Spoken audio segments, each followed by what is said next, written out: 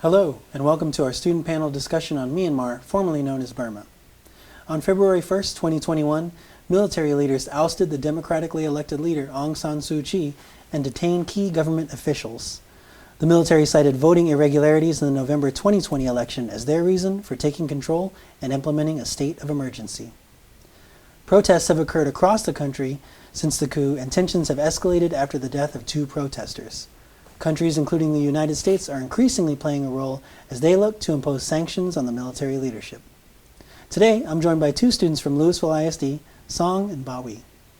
Bring us up to speed. What's happening in Myanmar? So Myanmar is a country that's been struggling with democracy for over 70 years. And so in 2020, we had our second official election, and we voted for the NLD party, which is led by Aung San Suu Kyi. But the military, again, they took over claiming election fraud. And this isn't the first time that this has happened. There was also a uprising in 1988. And so a lot of blood was shed. And so just like that, the people of Myanmar, and not only them but us, were afraid of that happening again. We don't want our democracy on the line that we worked so hard for. And so once the military took over, they have just been going on a rampage, arresting people without any warrants, arresting them at night, and they've released criminals from jail, given them money, provided them with weapons, and they've encouraged them to attack the peaceful protesters, and they've just controlled everything in the country. And so tell us, how has your family been impacted? My family personally, my grandparents, my aunts and uncles who still live in Burma, they can't go outside anymore. When they want to go to the store, the military is outside, and there's daily protests going on. So it's just restricted a lot of things, and one of the main reasons why we got out of Burma was because we wanted freedom and we wanted democracy. And almost 70, 100 years later, we're still fighting for it, and I think it's time that other countries help us, because we can't do this alone.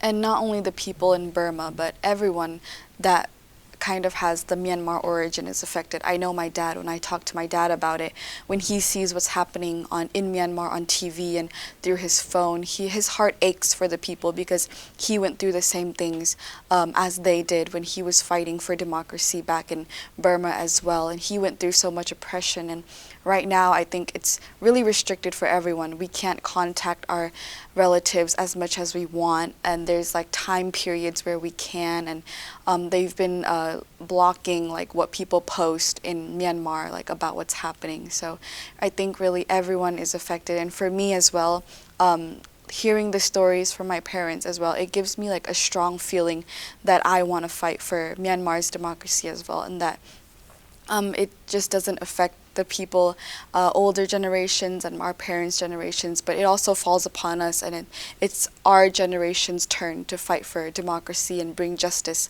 once and for all to Myanmar. Sure. So what can community members do to help?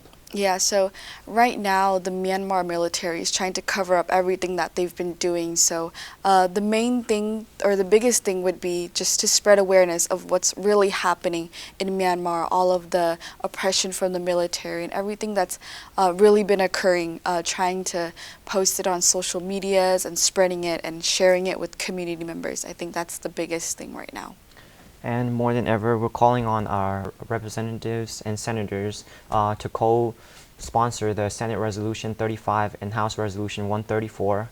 And we're just calling on Senator Cruz and Senator Corney, Representative Burgess and Representative Van Dyne to help us fight for our democracy. Well, thank you both for joining us. You can connect with Song and Bawi on Twitter at LHS Chin Club and the CDM USA Campaign for Myanmar page on Facebook.